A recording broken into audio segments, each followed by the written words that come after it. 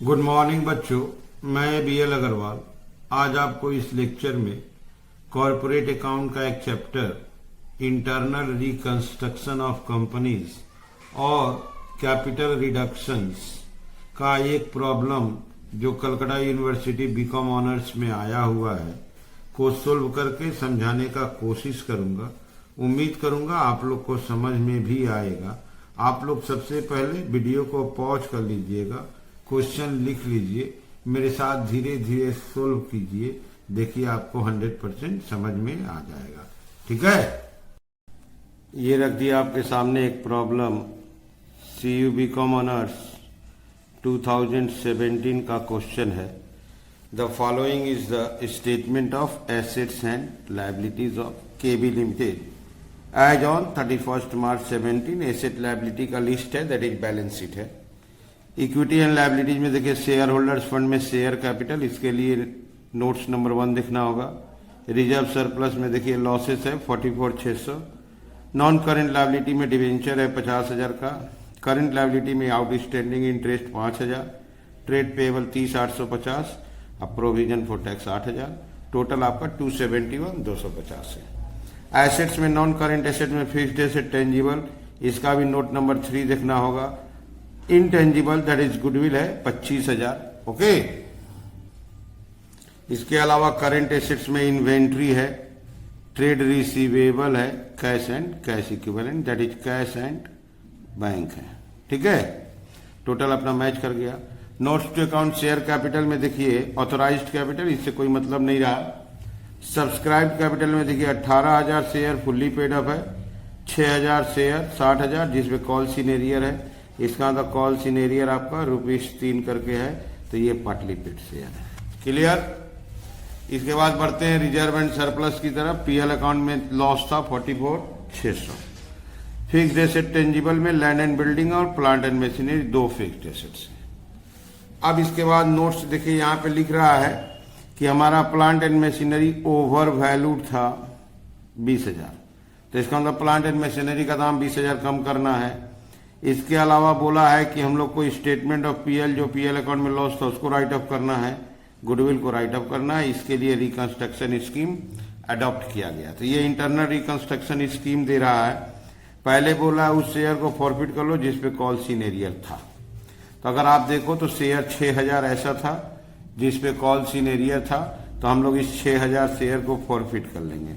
उसके बाद बोला है कि 10 रुपये वाला जो शेयर था उसको 7 रुपया पेडअप बना दिया जाए। यहाँ 3 रुपया रिड्यूस कर देंगे तो वो 7 रुपया पेडअप हो जाएगा। तो इसका मतलब कैपिटल रिडक्शन में 3 करना है, 3 रुपया कम करना है।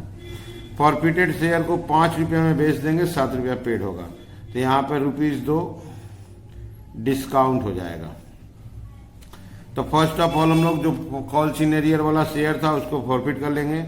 दूसरा जो रिमेनिंग फुल्ली पेड शेयर है 10 रुपया से कन्वर्ट करके 3 रुपया कम कर देंगे, 7 रुपया कर देंगे।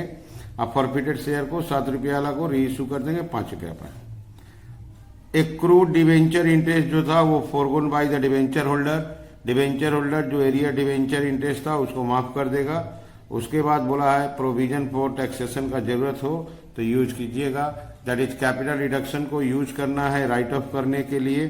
PL अकाउंट को राइट ऑफ करना है आपको, गुडविल को राइट ऑफ करना है, 20,000 रुपया प्लांट एंड मशीनरी को राइट ऑफ करना है। अगर पैसा कम पड़े तो प्रोविजन फॉर टैक्स को यूज कर लेंगे। क्लियर है। यहाँ देखिए जर्नल एंट्री करना है, बैलेंस शीट बना देना है। क्लियर है। ये क्वेश्चन आपका 2017 में आया हुआ है। चलिए इसको पहले जर्नल एंट्री करके देखते हैं। ये रख दिया आपके सामने format in the books of KB limited journal. सबसे पहले आप देखिए शेयर फॉरफिट करने को बोला है जिसके ऊपर कॉल सीनेरियर था। वो देखे तो 6,000 शेयर जिसपे 3 रुपया करके एरियर 18,000 था। तो चलिए पहले 6,000 शेयर को फॉरफिट करते हैं। तो पहला entry equity share capital account debit 6,000 share का 60,000 to calls in arrear account 18,000 था और to share for future account 42,000 था।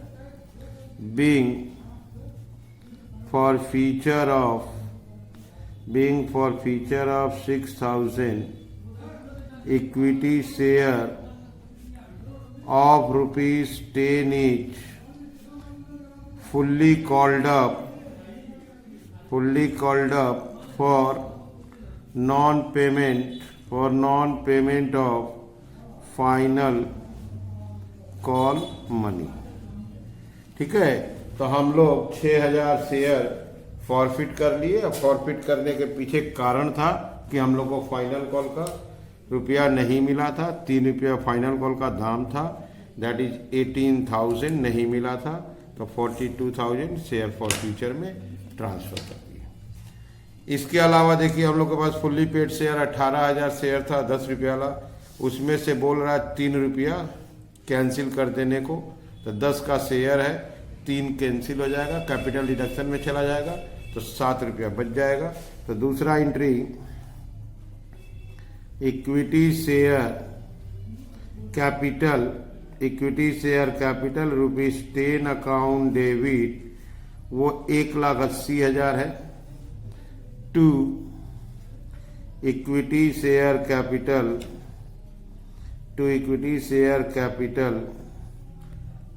₹7 अकाउंट, और 2 कैपिटल रिडक्शन अकाउंट। 3 रुपया करके चला गया कैपिटल रिडक्शन में, तो ये आपका 126। Being conversion of 18,000 equity share of ₹10 each, fully paid up into 18,000 equity share, 18,000 equity share of ₹7 each, fully paid up as per reconstruction scheme.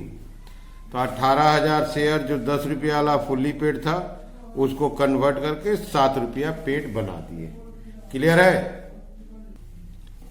इसके बाद हम लोग को बोला गया कि वो शेयर जो फॉरफिट किए थे उसको 5 रुपये में बेच दीजिए, री इश्यू कर दीजिए, 7 रुपया पेड माना जाएगा। तो जो 6,000 शेयर यहाँ फॉरफिट किए थे, अब उसको हम लोग री इशू करेंगे, 5 रुपया में री इशू करेंगे, 7 रुपया पेड, माने 2 रुपया डिस्काउंट हो जाएगा। तो बैंक अकाउंट डेबिट 5 रुपया करके बेचेंगे तो 30,000। Share forfeiture account debit 2 रुपया डिस्काउंट जाएगा, 12,000। To equity share capital account, ये आपका 42,000। Being reissue of 6,000 forfeited shares of ₹7 each, fully paid up at a discount of ₹2 पर शेयर। तो 2 रुपया डिस्काउंट पर उस शेयर को हम लोग री इशू कर दिए, तो उसका काम कंप्लीट हो गया। अब हम लोग को इस प्रोसेस में कुछ प्रॉफिट हुआ है, तो वो प्रॉफिट कैपिटल रिजर्व में ट्रांसफर किया जाएगा। आप देखो फॉर फ्यूचर जब किए थे तो शेयर फॉर फ्यूचर में 42,000 क्रेडिट हुआ था। जब री इशू किए हैं तो 12,000 रुपया आपका डेबिट हुआ है, तो 30,000 फाइनली बच गया, तो उसका भी एंट्री कर देते हैं। Share forfeiture account debit to capital reserve account 30,000। Forfeiture के बाद जब री इशू हो जाता है तो फाइनल प्रॉफिट कैपिटल लीजर में ट्रांसफर होता है। Being profit on forfeiture transferred. ठीक है, तो जो प्रॉफिट हुआ उसको कैपिटल लीजर में ट्रांसफर कर दिया। और इसमें बोला है कि जो एक्रूड इंटरेस्ट था, ये देखिए एक्रूड डिवेंचर इंटरेस्ट वो फोरगोन हो गया। डिवेंचर होल्डर लोग एक्रूड डिवेंचर इंटरेस्ट को फोरगो कर दिया, माफ कर दिया। आप बैलेंस शीट देखो 5,000 वो इंटरेस्ट था, तो एक्रूड डिवेंचर इंटरेस्ट कैंसिल कर देंगे तो उसका एंट्री होगा accrued debenture interest account debit 5,000 to capital reduction account being accrued debenture interest foregone। तो जो डिवेंचर इंटरेस्ट का पैसा बाकी था, डिवेंचर होल्डर उसको फोरगो कर दिया, दैट इज माफ कर दिया। तो आप एक बार शुरू से फिर से देख लो। सबसे पहले 6,000 इक्विटी शेयर जो कॉल सीनेरियर में था उसको फॉरफिट कर दिया। रिमेनिंग 18,000 शेयर 10 रुपये वाला था, उसमें से 3 रुपया कैंसिल कर दिए, 7 रुपया पेड अप बना दिए। फॉरफिटेड शेयर को री इशू कर दिए 5 रुपया में, 2 रुपया डिस्काउंट दे दिए। Profit on forfeiture finally capital ledger में चला गया 30,000। डिवेंचर इंटरेस्ट कैंसिल कर दिया आपका 5,000। क्लियर है। अब हमको यूज करना है कैपिटल रिडक्शन को। तो कैपिटल रिडक्शन में देखिए यहाँ आया है 5,000 और आप देखो तो यहाँ आया है 54, दैट इज कैपिटल रिडक्शन में 59 है और कैपिटल रिजर्व में 30,000 है। दोनों यूज करेंगे, राइट अप करेंगे पीएल को, गुडविल को, प्लांट को। अब पैसा कम पड़ेगा तो प्रोविजन फॉर टैक्स से लिया जाएगा। ये बात क्वेश्चन में बोला गया है। ये देखिए यहाँ प्लांट को 20,000 ओवर वैल्यूड है, कम करना है, पीएल राइट अप करना है, गुडविल राइट अप करना है। अब पैसा कम पड़े तो प्रोविजन फॉर टैक्स को यूज करना है। ठीक है, अब चलिए चलते हैं लास्ट एंट्री की तरफ। कैपिटल रिडक्शन डेबिट कर देंगे, कैपिटल रिडक्शन अकाउंट डेबिट, इसमें आपको काउंट करा है 59। कैपिटल रिजर्व डेबिट कर देंगे, कैपिटल रिजर्व अकाउंट डेबिट, इसमें आया था 30,000। प्रोविजन फॉर टैक्स भी डेबिट हो जाएगा, अमाउंट पता नहीं है। Provision for taxation debit, amount पता नहीं है।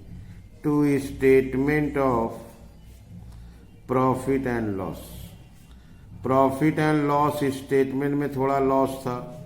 टू गुडविल और to plant and machinery, plant and machinery overvalued था 20,000 तो उसको 20,000 कम करना है। अच्छा रहा सवाल गुडविल, गुडविल बैलेंस शीट में 25,000 था तो उसको 25,000 कम करना है। क्लियर है। और लॉस आपका था पीएल अकाउंट के नाम से 44,600, 44,600। अगर क्रेडिट में पैसा बेसी है तो बैलेंस रुपया प्रोविजन फॉर टैक्स कहलाएगा। 44,600, 25,000, 20,000, तो ये हो रहा है 89,600। और यहाँ देखिए 89 हो रहा है तो यहाँ 600। ये आ गया आपका बैलेंसिंग फिगर। तो इसका मतलब टैक्स भी यूज हुआ, 600 रुपया यूज हुआ। तो कैपिटल रिडक्शन में 59, कैपिटल लीजर में 30, 89 हो गया था। और ये आपका 89 तो हो गया, 600 रुपया पीएल में एक्स्ट्रा हो रहा है तो वो प्रोविजन फॉर टैक्स से ले लिए। नरेशन दिए being balance transferred as per reconstruction scheme. Okay, तो ये हो गया हम लोगों का जर्नल एंट्री। चलिए चलते हैं बैलेंस शीट की तरफ। ठीक है, ये रख दिया आपके सामने balance sheet after reduction as at 31 March 17। ये फॉर्मेट लिख दिए। सबसे पहले लायबिलिटी में इक्विटी एंड लायबिलिटीज, उसके अंडर में आता है shareholders fund. Shareholders fund में कंपनी का शेयर कैपिटल को देते हैं ठीक है। तो कंपनी का जो शेयर कैपिटल होगा, आप ध्यान से अगर देखो तो कंपनी का शेयर कैपिटल में 18,000 शेयर था और यहाँ पे 24,000 शेयर था। इसको फॉरफिट करके रीइशू कर दिए थे, तो 6,000 का 6,000 बच गया। इसको रिड्यूस किए थे 10 रुपया से आके वो 7 हो गया था। तो 18/6 24,000 शेयर हो जा रहा है, 24,000 शेयर ही रह जा रहा है। तो 24,000 शेयर लेकिन अब 7 रुपया करके हो जा रहा है। तो कंपनी का शेयर कैपिटल हो गया 1,68,000। अच्छा, रिजर्व सरप्लस में लॉसेस था, कैंसिल हो गया था। तो शेयर कैपिटल देते हैं 1,68,000 और रिजर्व सरप्लस तो कैंसिल हो गया। इसके अलावा लॉन्ग टर्म बोरोइंग्स में अगर आप देखो तो यहाँ देखो आपका डिवेंचर था, ये एज इट इज रह गया। इंटरेस्ट कैंसिल हो गया, कैपिटल रिडक्शन में चला गया था। ट्रेड पेएबल वैसे ही लिख देंगे और इसमें से 600 रुपया आपने यूज किए हैं तो 600 कम कर देंगे। क्लियर है। तो यहाँ पे ले आते हैं हम लोग नॉन करेंट लायबिलिटीज में long term borrowing 50,000, trade payable ले आते 30,850 और इसमें से 600 कम कर देते हैं 7,400। तो शेयर कैपिटल वो 24,000 शेयर था, 7 रुपया वाला 168। रिजर्व सरप्लस नील हो गया। डिवेंचर को कुछ नहीं किए थे, एज इट इज लिख दिए। क्रेडिटर एज इट इज लिख दिए। अब प्रोविजन फॉर टैक्स में हम लोग 600 रुपया कम कर लिए। वो एक एंट्री हुआ था, उस एंट्री में प्रोविजन फॉर टैक्स को देखिए डेबिट किए थे 600। क्लियर है। अब आते हैं एसेट्स में। एसेट्स में हम लोग का टेंजिबल फिक्स्ड एसेट्स 192,700 था, जिसमें से 20,000 रुपया प्लांट का कम किए थे तो 172,700। इंटेंजिबल गुडविल राइट ऑफ कर दिए हैं। ठीक है। तो आप ये देख लो, टेंजिबल था 192,700, इसमें से 20,000 प्लांट का कम कर दिए और ये राइट ऑफ हो गया। क्लियर। इसके अलावा करेंट एसेट्स में देखिए इन्वेंट्री था, लिख लेंगे ऐसे ही। ट्रेड रिसीवेबल ऐसे ही लिख लेंगे और कैश बैंक में चेंजेज होगा। तो इन्वेंट्रीज था 20, इन्वेंट्रीज लिख लेते हैं 20,550 और ट्रेड रिसीवेबल देते हैं 30,000। कैश एंड कैश इक्विवेलेंट आपका 3,000 था, प्लस अगर आप कैश एंड कैश इक्विवेलेंट को देखो तो यहाँ पर फॉरफीचर को री इशू करने में 30,000 रुपया रिसीव हुआ था। क्लियर। तो यहाँ पे 30,000 प्लस हो जाएगा, दैट इज 33,000। अब इसको प्लस करके चेक किया जाए, इसका टोटल आया 250, ये इसका टोटल हुआ। और लायबिलिटी का भी सेम टोटल आया है 250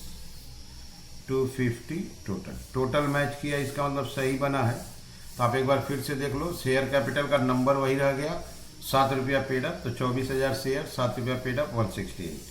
रिजर्व सरप्लस लॉसेस था, राइट ऑफ हो चुका है। लॉन्ग टर्म बोरोइंग्स लिख दिए, इसका इंटरेस्ट कैंसिल। क्रेडिटर वैसे लिख दिए।